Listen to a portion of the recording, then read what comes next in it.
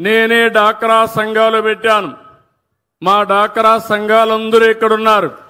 ఓర్వకల్లో ఉండే డాక్రా సంఘం అయితే, కోవా అయితే బ్రహ్మాండంగా, పాల్కోవా అయితే బ్రహ్మాండంగా తయారు చేస్తున్నారు. పారిశ్రామికవేత్తలుగా తయారవుతున్నారు. మళ్ళీ నేను మీకు అండగా ఉంటాను, మిమ్మల్ని ముందుకు నడిపిస్తా. మెప్మా డాక్రా రెండు కూడా సమాంతరంగా చేసి ఈ సంవత్సరం 1,00,000 మంది పారిశ్రామికవేత్తలుగా చేసే బాధ్యత కూడా తీసుకున్నాం. వాళ్ళకొక బాధ్యత చెప్తున్నా ఈరోజు. ఆ బాధ్యత మీరందరూ కూడా మీ గ్రామాల్లో ఒక ప్రజా చైతన్యం కోసం పిలిపిస్తున్నాను. ప్రతి ఇంటికి వెళ్ళాలి, చెత్తని రెండుగా సెగ్రిగేట్ చేయమని చెప్పాలి. పొడి చెత్త, తడి చెత్త. పొడి చెత్త పంచాయతీ కానీ మున్సిపాలిటీస్ కానీ కలెక్ట్ చేసుకుంటాం. తడి చెత్తని కాంపోస్ట్ గా తయారు చేయాలి. ఇప్పుడే నేను పోయాను, రైతు బజార్లో చూశాను. రైతు బజార్లో మిగిలిన వేస్ట్ అంతా కూడా కాంపోస్ట్ గా తయారు చేసి మళ్ళా రైతులకు ఇస్తున్నారు. రైతులు వ్యవసాయ పొలంలో వాడుతున్నారు. అలాంటి మంచి ఆలోచనతో ముందుకు పోతున్నారు. అందుకే నేను మిమ్మల్ని కోరేది, మెప్మా సంఘాలు పట్టణ ప్రాంతాల్లో పెద్ద ఎత్తున మోటివేట్ చేయాలి.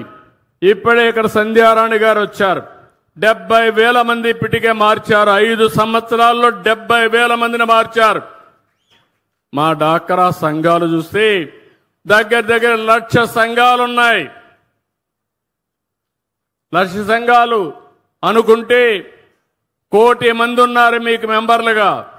ఈ 1,00,00,000 మంది అనుకుంటే మీరు అమలు చేసి మీ ఇంటి పక్కోళ్ళని మీరు అమలు చేయించగలిగితే ఇది ఒక ఉద్యమంగా తయారవుతుంది, ప్రపంచానికి ఆదర్శం అవుతుందని చెప్పి తెలియజేస్తున్నా. డాక్రా సంఘాలు ఎప్పుడు కూడా స్ఫూర్తిదాయకంగా ఉంటాయి. ఇప్పుడే కాదు, చాలా మంది ఒకప్పుడు ఎగతాళి చేశారు నన్ను. ఈ డాక్రా సంఘాల వల్ల ఏమవుతుందన్నారు. నేను చెప్పా, ఏం చేస్తారో చూస్తారన్నా. ఈరోజు డాక్రా సంఘాలంటే రాజకీయ నాయకులకి భయం, గ్రామస్తుల్లో గౌరవం, అధికార యంత్రాంగానికి కూడా ఏ పని కావాలనే మీరే గుర్తొచ్చే పరిస్థితి వస్తారు. అది డాక్రా మెప్మా సంఘాల సత్తా అని మరొకసారి మీ అందరికీ విజ్ఞప్తి చేస్తున్నా.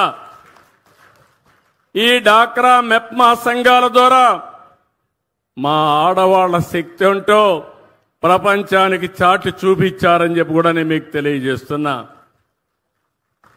ఇక్కడే మీరు చూశారు, ఒక పక్క ఎంపీ ఎమ్మెల్యే ఇద్దరు ఆడబిడ్డలే. అది తెలుగుదేశం పార్టీ మహిళలను ప్రోత్సహించే విధానం. అందుకనే గ్రామీణ ప్రాంతాల్లో చెత్త నుంచి కాంపోస్ట్ తయారు చేయడానికి కేంద్రాలు కూడా ఏర్పాటు చేశాం. నేను ఇక్కడ మీకే ఆ బాధ్యత అప్పచెబుతున్నాను. చెత్త అంతా తీసుకుని కాంపోస్ట్ గా కన్వర్ట్ చేసి రైతులకు ఎరువుగా ఇవ్వాల్సిన బాధ్యత డాక్రా సంఘాలపైన ఉంది. ఈ పని మీరు చేయండి, మీకు ఆదాయాన్ని ఇచ్చే బాధ్యత నేను తీసుకుంటానని మా డాక్రా సంఘాలకు హామీ ఇస్తున్నా. అక్కడి నుంచి రాష్ట్రంలో ఒక 75 సెంటర్లు పెడతాం. ఏదైతే తడి చెత్త అంతా కూడా కాంపోస్ట్ గా తయారు చేసి పొడి చెత్త ఉంటుంది, అందులో సెల్ ఫోన్లు చెత్త ఉంటుంది, ప్లాస్టిక్ ఉంటుంది, గ్లాస్ ఉంటుంది, పేపర్లు ఉంటాయి, రకరకాలుగా వస్తువులుంటాయి. అవన్నీ కలెక్ట్ చేసి మళ్ళీ రీసైక్లింగ్ పంపిస్తాం, ఫ్యాక్టరీలకు పంపిస్తాం. దానివల్ల మళ్ళా ఫ్యాక్టరీల్లో కొత్తగా ఇనుము తయారు చేయకుండా ఇనుపు వస్తువులు తయారు చేస్తారు. సెల్ ఫోన్లు ఇవన్నీ మెల్ట్ చేసి సెల్ ఫోన్లో వాడతారు. ఇంకో పక్క పేపర్లన్నీ వాడి మళ్ళా పేపర్లు తయారు చేస్తారు. ప్లాస్టిక్ మంతా ఇచ్చేసి మళ్ళా ప్లాస్టిక్ తయారు చేస్తారు. అనేక వస్తువులు తయారు చేసే పరిస్థితి వస్తుందని చెప్పి కూడా నేను మీకు తెలియజేస్తున్నా.